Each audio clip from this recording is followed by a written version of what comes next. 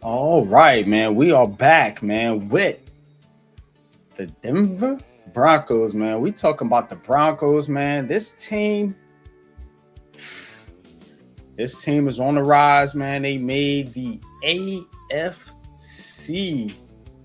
championship game, man, and the Denver Broncos, I'm telling you right now, they got one of those dudes, man, that we talk about, man, as a top coach in this league, and Sean Payton. And now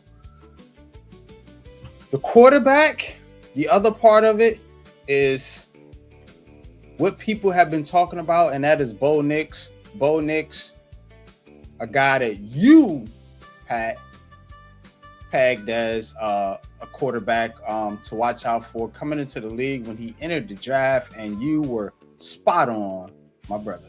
And they say I don't like quarterbacks. You don't like the quarterbacks they like. That's what it is, Pat. But, okay, I got you. Yeah, man. But Bo Nix, man, is definitely a dude, man, that is on the rise, man. And people looked at now. He did have that injury and fractured ankle, but I think he could bounce back. Maybe it may hinder his mobility, man. But how you feel about what this Broncos team did last year?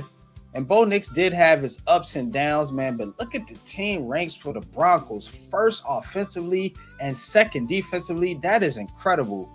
All led by those two gentlemen up there, Sean Payton and Bo Nix. What's your thoughts, Pat? I think this Broncos team was the epitome of team last year. As you can see, the offense took care of what they needed to do on offense, and the defense took care of what they needed to do on defense. Now, the thing that's crazy to me, to be number one in offense and number two in defense, but ranked number 14 in points per game, that tells me either you weren't putting it into the end zone as consistently as you're supposed to, or you were having turnovers. And I think it was a little bit of both. They went to the AFC Championship game and lost 10-7 to the Patriots. I think if they had Bo Nix, it would have been a different story. And they were the number one seed in the AFC last year, and this team is on the rise. I do believe Sean Payton has this guy in Bo Nix, and I told people about the dual threat capability of Bo Nix coming into last year, and he's a natural leader. And so when you got Cam Sutton out there, when you got the running game that you got going out there, this team was very hard to stop last year, and that defense was tremendous last year. I thought they were ranked number one, but they were ranked number two. So to be ranked number one on offense with total yards with an offensive quarterback that people believe that couldn't throw the ball deep, had no arm strength, had no awareness in the pocket, didn't have this, didn't have that.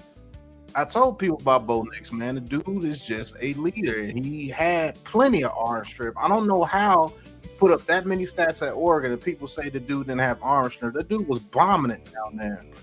And shout out to you for talking about having college quarterbacks come in to the league with their college receivers. They brought over his college receiver that he had the most success with over there in Oregon, and they had a connection out there with the Broncos. So the Broncos are going to have to learn how to work in the tight end a little bit better, and they're going to have to run the ball pretty good this upcoming season because people know about them this year. Do I think they do a repeat of 14-3? You have to wait and see. But I like this team, and I like the grit of this team. This is a football team, and Sean Payton has made his mark on this team, and they're ready. Yeah, man. I think they are ready, man. And I think the Broncos, given what they did last year, let's see what improvements they made and what kind of situation they're going to be coming into when you're looking at the 2026 season. So let's dive right into it, man. So looking at what they did here, the big move, Pat. Mm-hmm. You already know, man. You know how I am, man. When it comes to these receivers, bro. Jalen Waddle being added to the Broncos is like a kid in a candy store for Bo Nix. I'm gonna tell you right now, bro, because what Jalen Waddle adds is less eyes on Cortland Sutton, who is one of the most underrated receivers in the league. I think so too. And I would definitely put him top 5 in any underrated receiver list or player list for that matter, man. That dude gets it done, bro, and nobody talks about him. You know what I'm saying? So if you can get an actual guy over there to take that pressure off him and allow Bo Nix to work more in the intermediate parts of the field, which he is good at, as you pointed out, now you cooking. Now you cooking, boy. And you can get those long bombs, man, when those safeties and DBs start to cheat up, because they're going to get greedy, because they're going to get tired of you just beating them short and nickel and diming them all goddamn day. Bo Nix has the arm strength, as long as he comes back from that injury, to get that ball, man, out and make this one of the best additions, I think, in this offseason in the NFL. Now, they lost John Franklin Myers. Dre Green lost, release. So their defense is going to take a hit. They promote our boy Davis Webb to offensive coordinator. And didn't have a first or second round pick in the draft. So draft is kind of not great here. But they did add some pieces on the defensive and offensive line there. But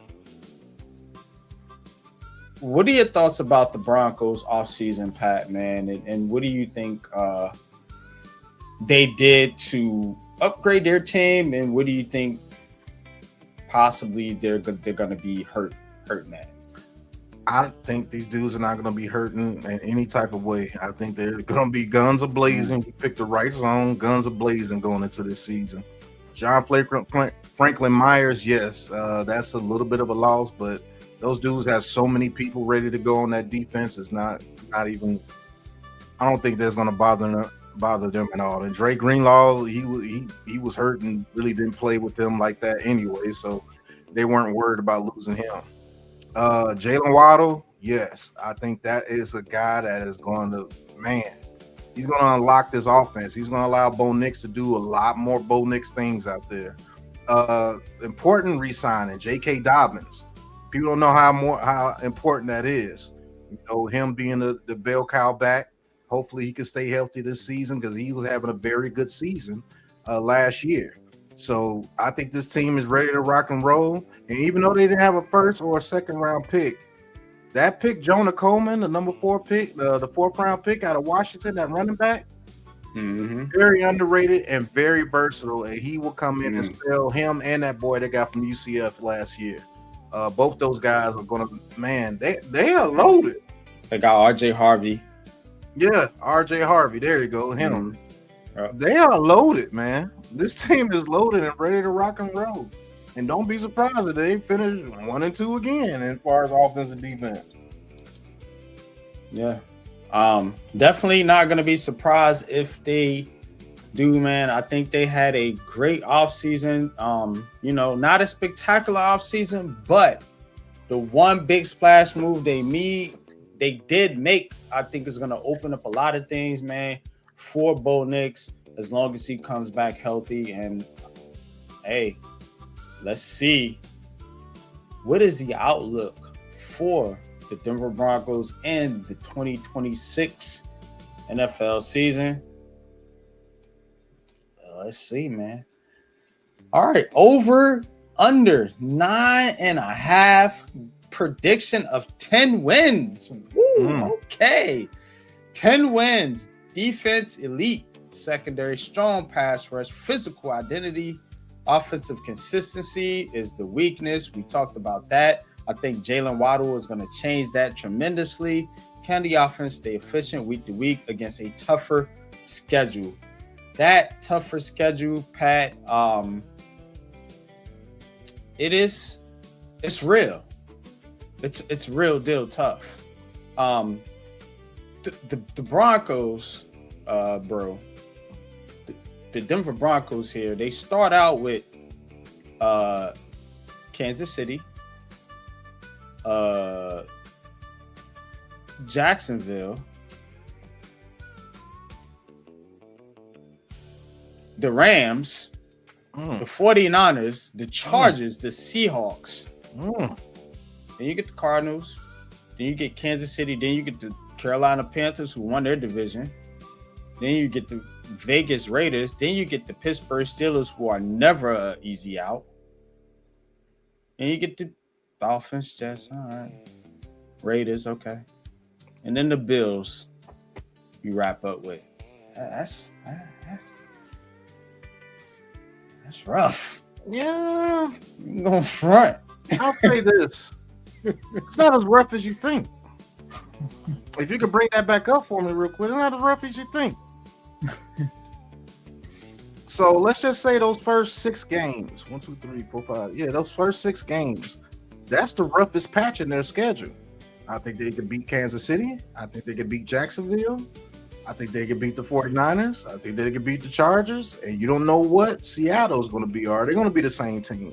Let's just say those first 6 games, they finish 3-3 or 4-2. The rest of those 11 games, the Chiefs, Pittsburgh, and Buffalo. That's it. That's it. So you go back to the over-under. They got them at 9. Man, they going way over that. I say they get at least 12. Yeah. I think they get at least 12. So I'm going over, brother. I don't know about you, but I'm going over. 9.5 for the Broncos. I think that is a low number. Yeah. So I'm gonna go over 2. But I'm gonna be honest with you. They got some competition. Yeah, they got some competition. It's a cupcake schedule, but I think they can beat those teams. They can beat any team. Of course, they can beat them, but you got to remember, your quarterback is coming off of an injury, and you are starting out, sir, with the Chiefs, Jaguars, who got a vicious defense. We're going to preview the AFC South, and a Rams team who just traded for Myles Garrett. And then the 49ers, and then the Chargers, who were already took. Man, bro. And then the Seahawks, oh my God. And we're talking about a team that has offensive questions. I'm not going to say issues because they were obviously number 1. But yeah. If they get the ball in the end zone, just getting the ball in the end zone. That's their only concern. To be honest, not to cut you off, but getting the ball in the end zone, that is a concern. That is very true. But like I said, if they survive those first 6 games, 3-3 or 4-2, and don't go 1-5 or 2-4 or something like that, they're gonna have a heck of a season. Because what's after that? You see what I'm saying? After that, yeah, you got a point. They got some opportunities. Let's say like that. To say the least. By the first part of the schedule, bro. They do that. Leeds go 500 the first 6 games. Easy peasy. Nice and breezy after that, man. They're going to be playing this right in the team bus. This song right here. Rolling. Yeah. All right, man. We are rolling on to our next team, man, which is you know who it is. The Raiders. We'll be right